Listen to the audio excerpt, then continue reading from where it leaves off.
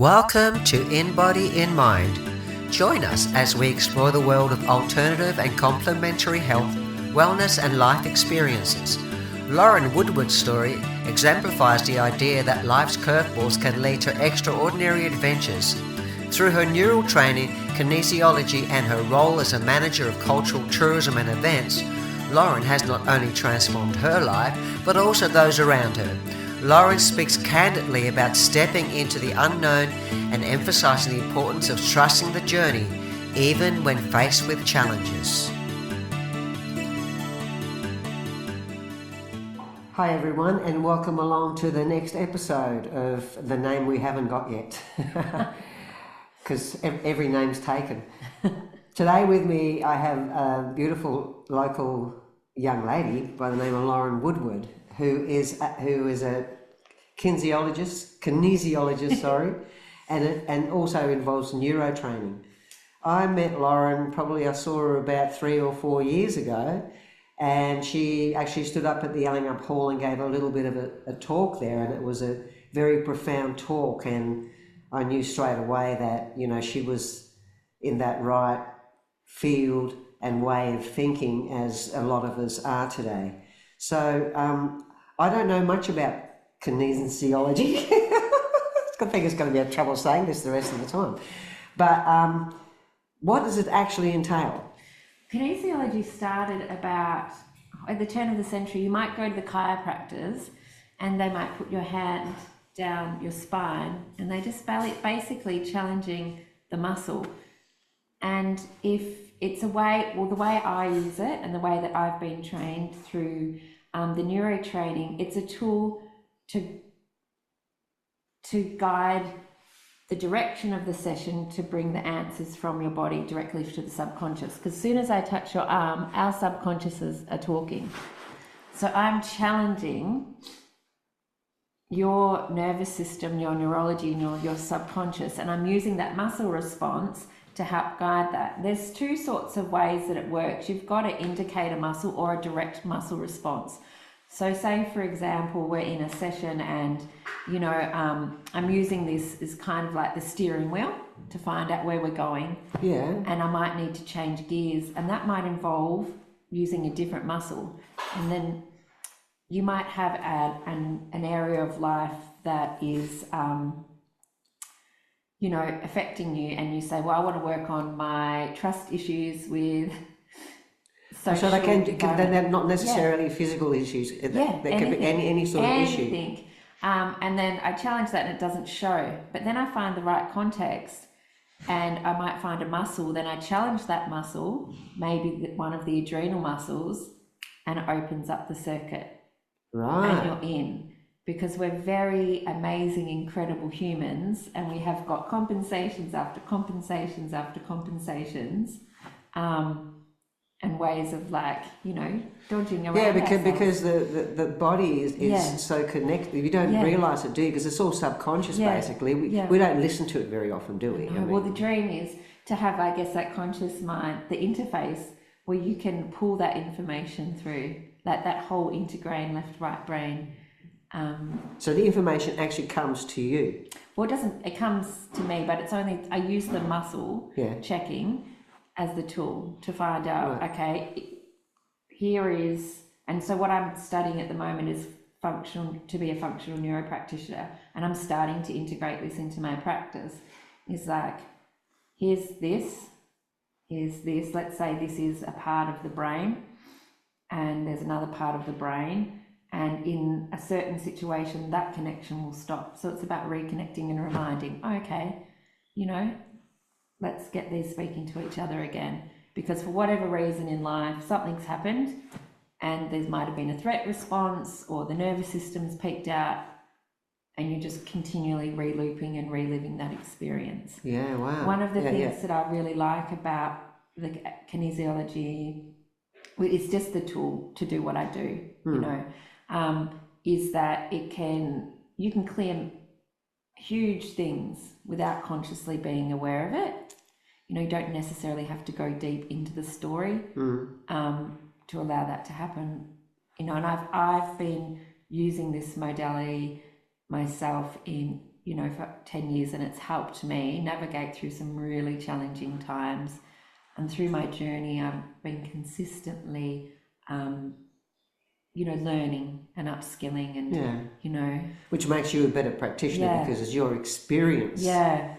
You know already because you've lived it. And I'm a firm believer in that. I think if you're out there with something that you know works and you can heal someone with, if you experience the person that's with you, or your client or patient, if they're with you, if you've experienced what they're going through, it makes a huge difference because they know.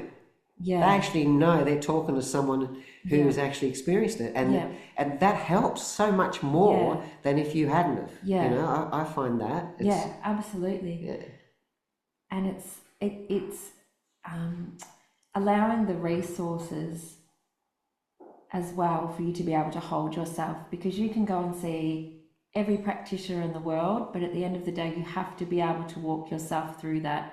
And, you know, we can avoid that. And to me, it's made me stronger to be able to walk through the challenges of life.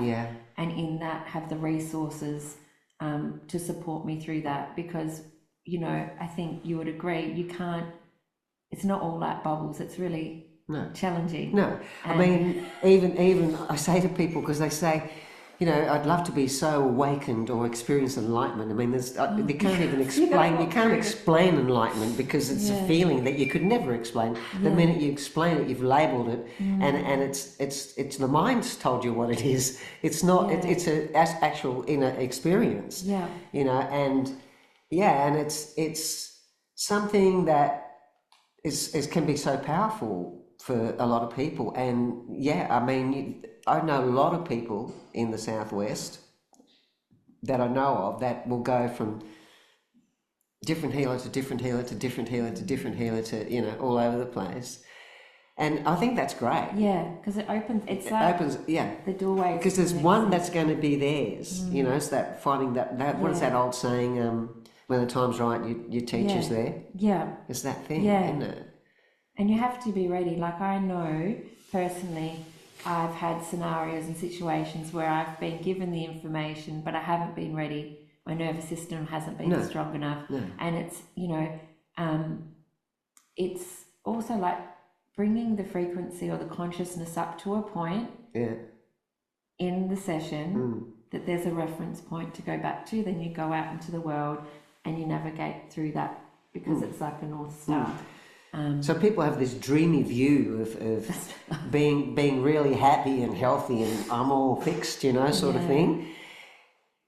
But what I do say to them is I say, look, to get to a certain stage in your life where you see things pretty clearly and you know what's going on, you're not dumbed down by social media or anything like that. You're not reading those magazines that I used to read when I was a young person. You know, like so much full of shit. You know, I mean, it's all there.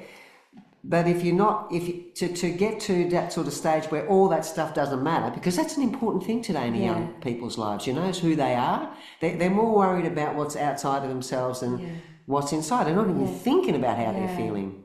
You know, and so they. I say to them, look, to get to where I got to in this very moment right now, that wasn't easy.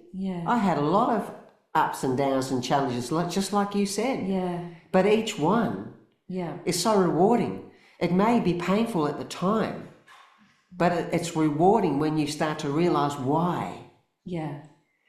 When you start to see yourself, you know, it's powerful. And it's creating the trust and the love within yourself to hold yourself. And to catch the nervous system before you go into the mind.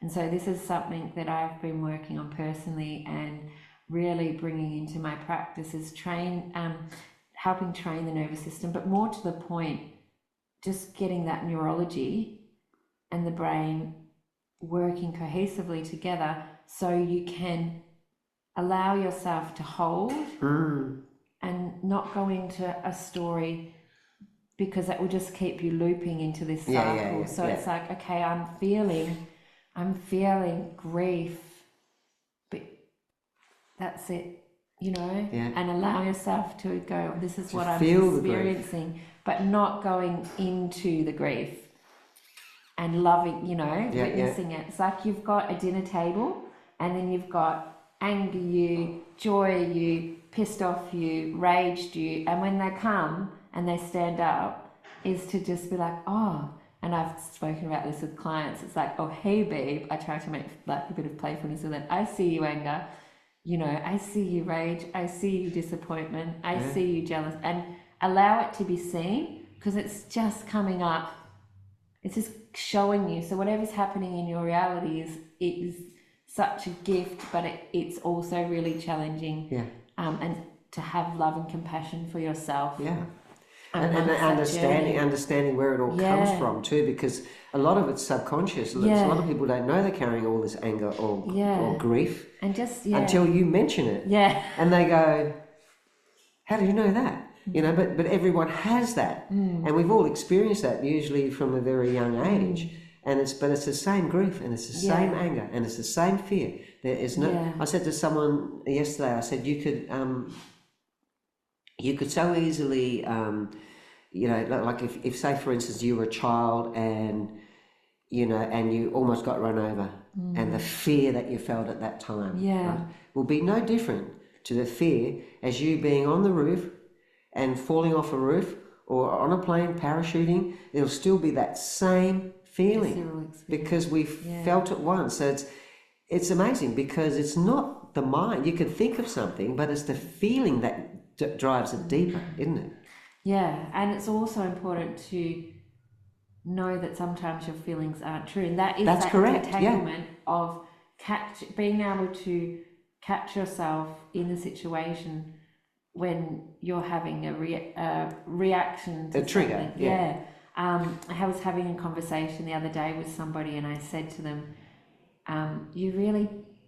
is it that you really don't like me, or do I trigger all the parts of you that you don't, all the parts of me, what does it say? All the parts of you that you don't like in me.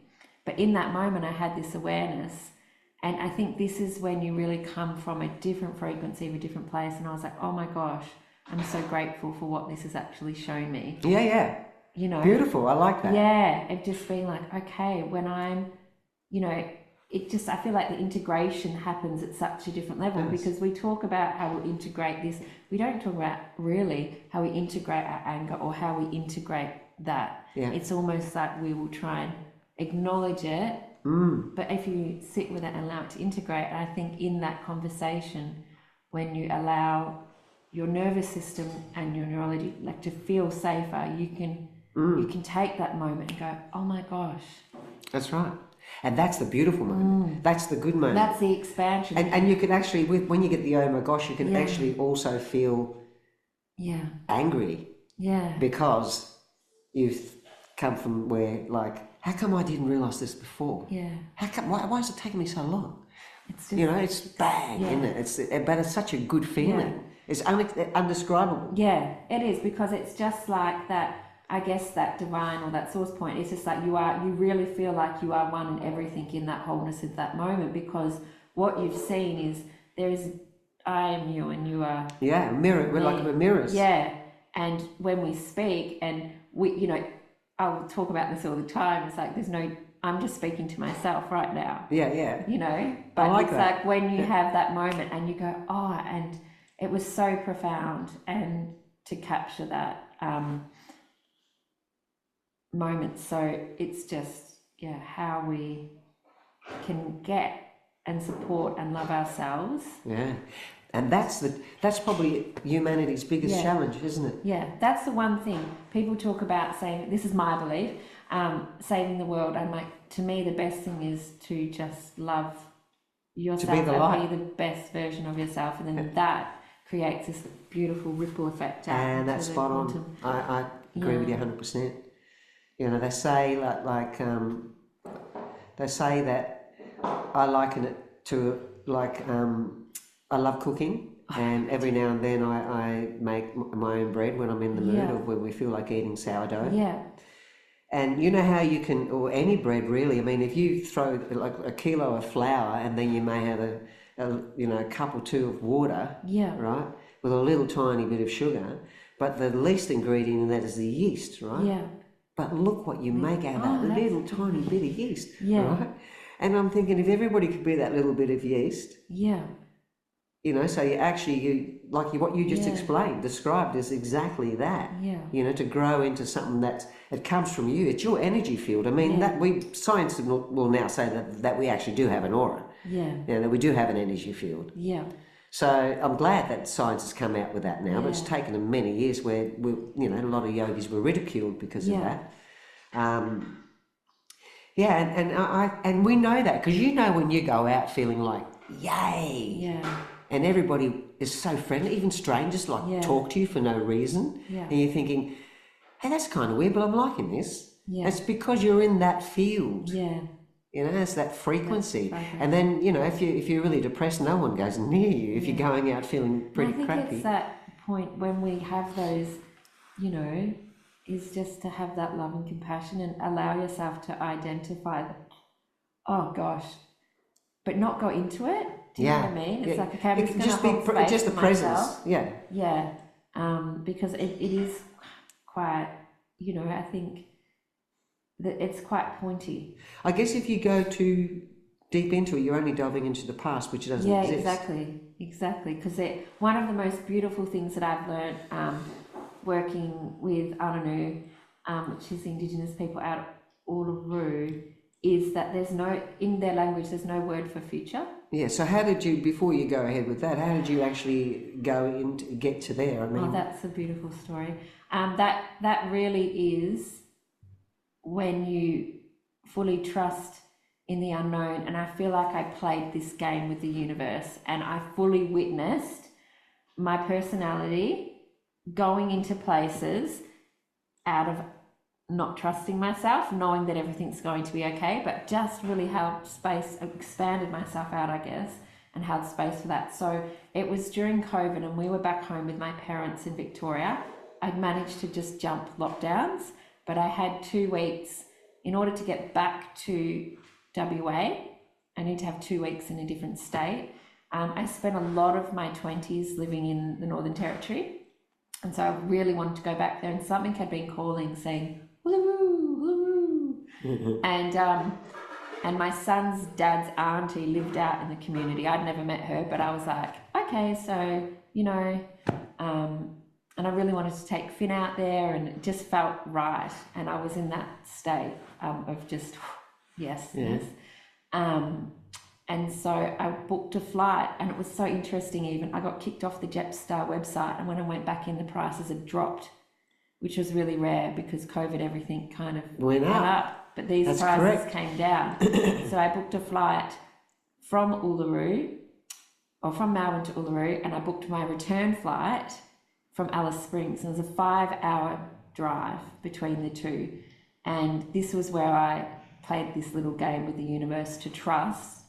So I didn't know at that time, and so grateful to my son's dad for really just trusting me here, just letting me trip about with Finny. I didn't know how I was going to get from Uluru to Alice Springs. There was COVID, so there was no buses, and you couldn't hire a car. Gee. I'd posted on my friends were like posting on Alice Springs Facebook page, and then I was like, oh, one of my mates was in a truck. I'm like, oh, maybe I'll get in a cattle truck and I'll go with Finn, and anyway, and it was really interesting. As I was saying, I was witnessing myself trying to organise, trying to control. Yeah. When I knew at my core that it would be fine. I didn't need to. So we flew in. Finn and I we stayed at the resort for a night, and then we went out to the community, and that's I met my son's dad's auntie. She's an amazing woman, and then she was like, go, just pop down to the warehouse. I was like, okay. So I was driving around, and then I met Clive, who was the CEO at the time, and he's like, oh, I'm going to Alice Springs tomorrow, I'll give you a lift. Wow. Bam. So, and it was just this most incredible night, or afternoon at Uluru, and it was 40 degrees, and there was rainbows, and then blue sky, and then thunderstorms. Wow. And so the next day, Finny and I made the trip with Clive into Alice Springs.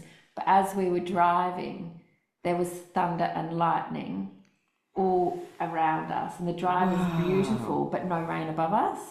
Wow. And then we stopped at a site, and I was like, go up this sand hill, and I remember being up the top, and I could hear all these ladies talking in Pitjantjatjara, and I turned around and there was nobody there.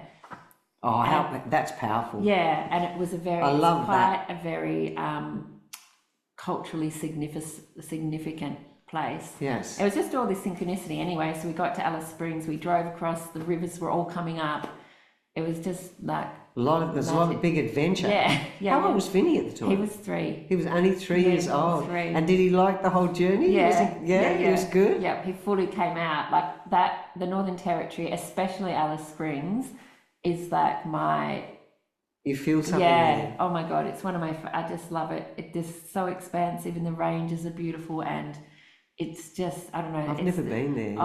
I just can't, And so when you got to Uluru, what happened there then? Well, Finny and I, we just went out to Uluru, we walked around. It was really hot. It was, because this is... Is there a little town there? Oh, so it's an interesting place. So you've got Uluru, and then you've got Yalara, and Yalara is owned by... it's owned, but the resort owns everything. So who owns the resort? It's a big story. Well, technically, I can't remember the name, but it's government owned. I thought so. Yeah, and then on the other side, that's where the community is, which is closed to the public. So you can't go out there. No. Yeah. So we stayed there, and we went out, and we met Trace, and went to the waterhole, and we then played at the pool, and. So you got to live there, or you worked there? Yeah, so then what happened was we got into Alice Springs, and then Clive rang me and said, would you like to come and work for Maraku?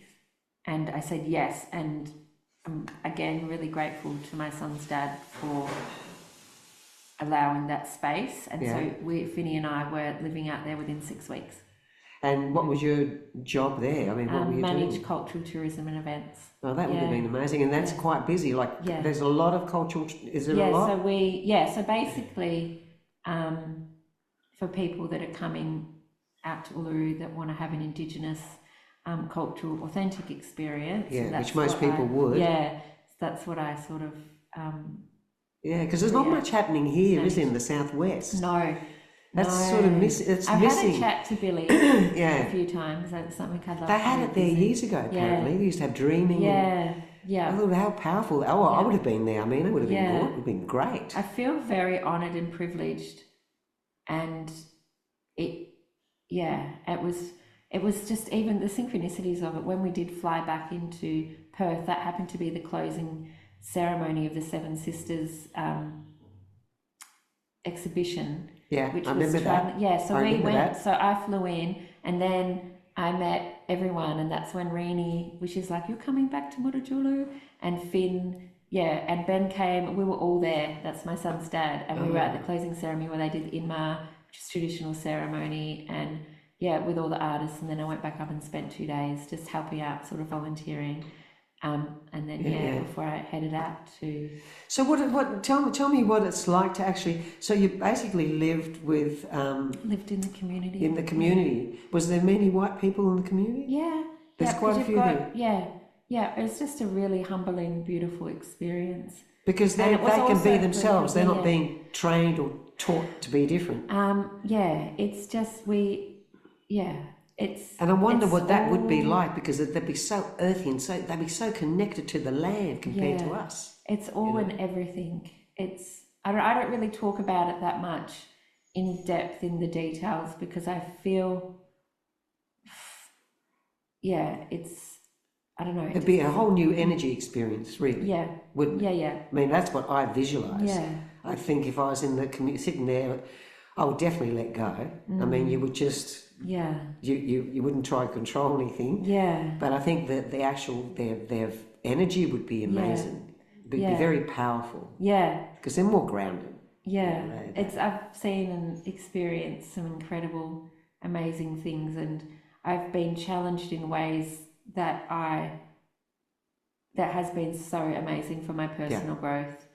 And I'm just really humbled and honoured to have created that. And I remember when I was writing, if I went back and had a look in my diary from 2020, I didn't know why I was writing. It was like I wanted, what was it, culture,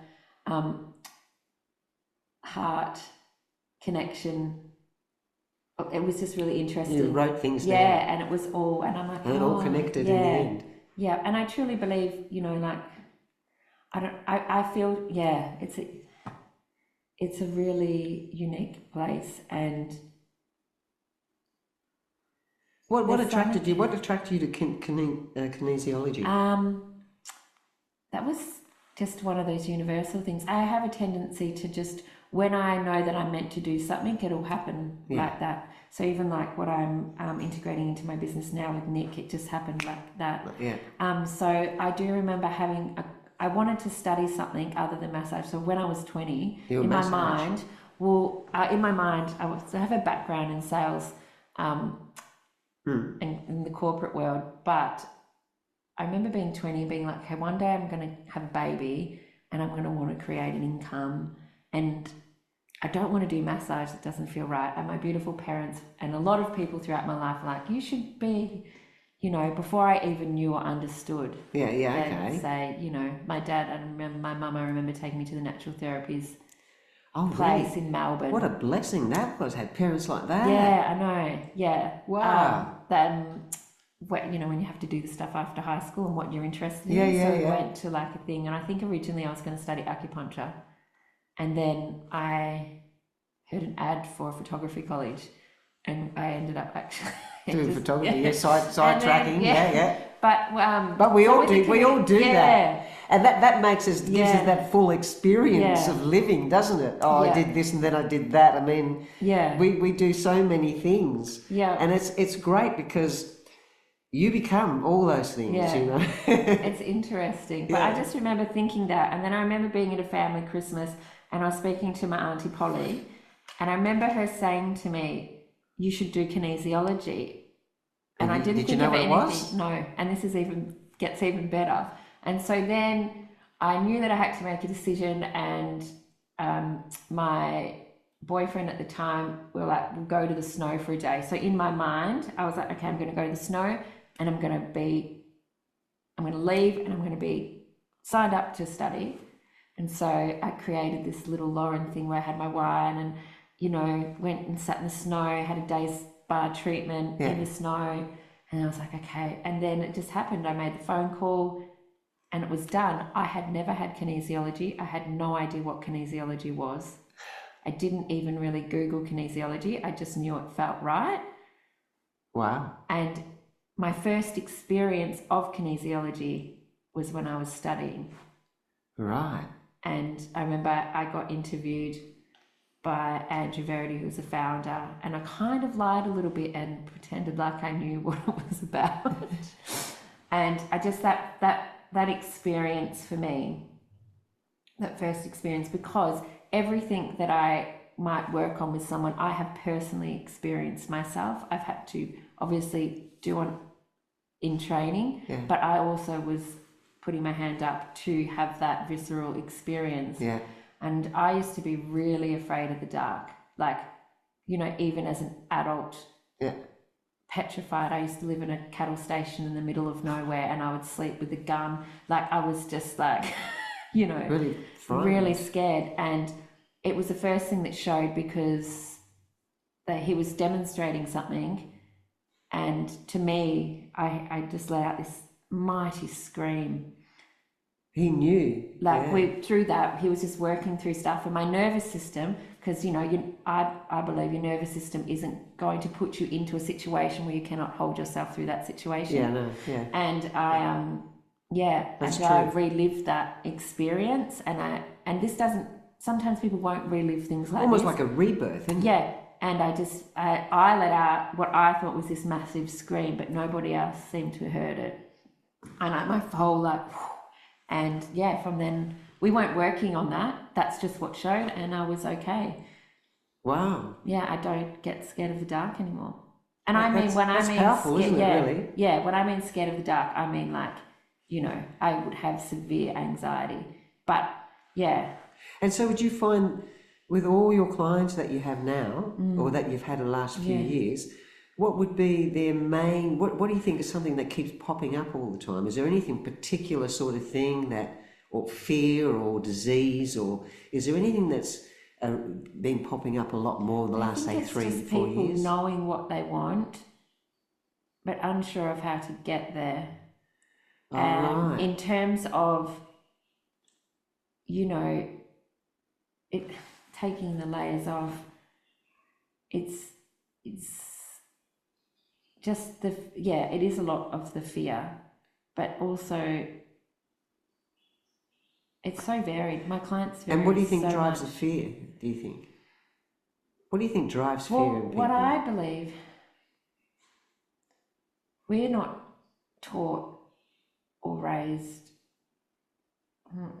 maybe not necessarily raised, but the environment doesn't really cultivate that sense of trust within oneself to fully go there. You know, it's kind of taken out of us in a way. Well, you know, no one trusts anybody today anyway. Yeah, we come in enlightened, and I'm a really sensitive person. Like I really pick up. Whoa, and my experiences are, my reactions to things are whoa, because I just naturally am born that way, which is a gift, but it also is a challenge. So I call it coming back to your you-ness. That does, you know. And do you teach people that does it show you that? In the sessions, it's so different because I'll pull stuff from anywhere, because I don't know, I have I guess a quite expansive mind, and quite, one of my friends used to call me Limitless Lauren, in the sense that I try not to put myself into. No, you and if I say that, and if I do that now, I'll be challenged by what I've just said, I find. Well. So it's just coming in to what that person needs on the day, whatever their highest priority is, and then the session allows itself to get to that point. And I suppose having been doing this for the past 10 or so years, I mean, you must also it's stronger. It must become stronger too. Because in that, I've also had a child separated. You know, it's been huge. Like, it's been a big time in my life. But for people that experience, just connecting them to themselves, to that part of themselves that has always been there. But they'd be afraid to do that, wouldn't they? Because it's. But you're saying don't go into the story. Just. Yeah. And it's interesting. I find, like, even myself when I'm working on people, like, it's really clear when we can run. You know, I'd be like, oh, I'm getting distracted by the story. Like, you know, let's just do the. And the story changes all the time, doesn't it? We tend to edit it. Which you know, you wonder why that will. Joe Dispenza, for instance, would say that, and even Bruce Lipton, they'll turn around and say that 80% of your memories are not actually really true. And you think, oh my gosh, which parts are not true? You know, and I believe that. Because it's how we feel at the time, isn't it? I mean, if you're depending on your mood or where you are at the time, you witness something, you and me could see the same thing and tell a completely different story, right? Absolutely, 100%. And what I've even noticed in the reality is, you might call it glitches in the matrix, but that actually happening, and even within myself, I'm really seeing, I guess, where I'm perceiving something or writing something and being sure of it, and then seeing it in a different way. That's beautiful, that. It's kind of confronting, and I think there is this, and I've seen this on the table before, where people have that great awareness, and it's like you kind of crack open a bit to yourself. And I found also with clients, there's a bit of a theme with people coming and just opening up the space for them to go out, and whatever that looks like, you know, is where they'll go on their journey. And, you know, well, you've had an amazing journey. I mean, it's great. Yeah. It's really great. I'm loving this. This is so good. Yeah. I could sit here for hours now and ask you so many questions because it's so good. Yeah, thank you. It hasn't been easy at all. I've spent a lot of time, you know, relentlessly working on myself. Yeah. And working on myself to be the most best co-parent I can be with my son's dad. Yeah. And I think I'm emotional like that for my son. Yeah. I realized instead of going, and I think there's this point that happens when you separate from someone and you have kids. And I saw that point of going down this path, the legal thing, and I pivoted and I just invested my money into myself and working through my stuff, and that has had the most amazing positive outcomes because I could, you know, and I see this, it's like, you know, things are hard, like things are challenging and sometimes things are not okay and things are okay, but it's how you then hold yourself through that scenario, and the work that you do on yourself really changes your whole environment, you know. And yeah, but it's beautiful. And it really, like, I am so grateful for the relationship that I have with my son's dad and the fact that we can go on holidays together. And, you know, I know that I piss him off and, you know, like he pisses me off, but there's this foundation and this core, which is our beautiful son. And it comes back to that. And it's just come, you know, over almost 7 years. And that's so important. Yeah. So important, because I've seen a lot of things with young kids, and when parents are still warring after they split up, they're so damaging. I don't think they have any idea as to what that kid's going to be like when they get to their age. Yeah, you know what I mean? It's because so there's huge. so much pain, so much grief. Yeah, and the kids, because they forget about the kids, they actually just, it's more of a battle between two people. They forget it. No one's really saying, hey, how do you feel about this to the child? You have to bring it back to the child. Yeah, you have to bring it back to the child. And that is really confronting, and it takes a lot of courage and... Of course it does. There's another word, I can't think of it, to really look at, is this a me thing? Like, what is... is it me or... what is... And this is something I always do, I'm like, is this a me choice? And I will challenge my motivations for my choices around my decisions. Yeah, beautiful. And then I've got some incredibly amazing, honest, brilliant friends that held me accountable when I would try go into the story or be a victim, you know, which is really, really hard to hear because no one likes to hear you need to, you know, this is a you thing, you know, or, you know, we're wanting the drama or the, but it doesn't serve, it really doesn't serve at all. No. And I feel like that has broken me and put me back together a million times over. Well, you can ask yourself that question every day. Yeah. Is this for me? Yeah. You know, is this just my thing or my way of thinking or my, you know, or is there a greater plan, you know? Yeah. And I call that self-inquiry. I do that a lot. I do a lot of self-inquiry because I like self-inquiry because it's if you question why you thought why you have this thought and why you just said what you said, you know, that's powerful because you're just so used to doing everything, like you said, looping, just habitual talk, habitual... You just kind of witness. So sometimes I'll just sit back as if I'm here and witness my personality. Yeah, that's beautiful. I like that. And then just love it because, you know, I'll be like, what? I know it's like also that closing that game, is like a game that you play with yourself from your internal and external dialogue to have it integrated into the essence of who you are. So I'm really clear on my internal dialogue, but my external, I'm like, what the hell, Lauren? Yeah. You've just, but then in that moment, just allow that to be seen and witnessed and have compassion for it. But, there's so many opportunities in life for you to catch yourself and to hold yourself that can have such an incredible, profound. So you're still on this journey of discovery and research. You're very similar to myself, because I love researching, and I love anything to do with the mind. Yeah. Because the mind is our biggest.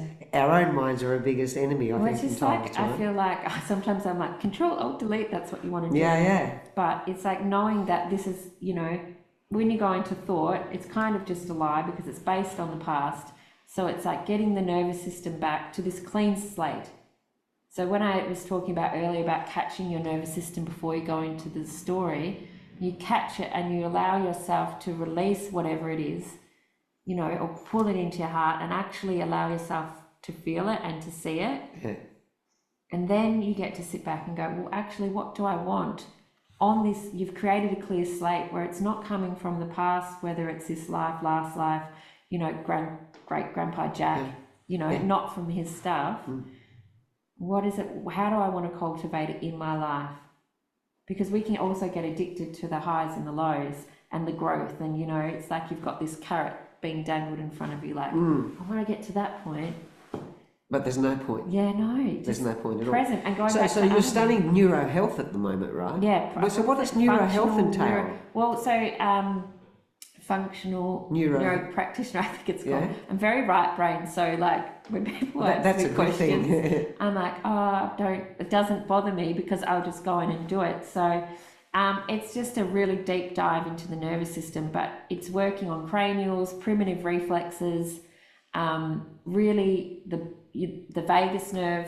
The vagus nerve is really important. The vagabond. So there's a process that you go through.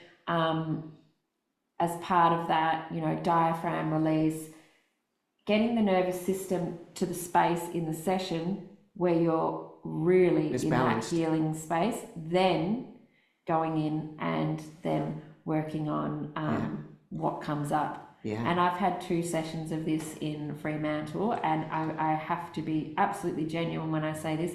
I've never had a session as a practitioner where I've dropped in the way I have. Normally I'm still wondering about what's going on, how this is working, but the technique in itself, and because Nick's got 15 years of experience in so many different areas and really has such a deep understanding and knowledge of the body and the brain and all the things, I just dropped in like that. That's fantastic. Yeah, incredible.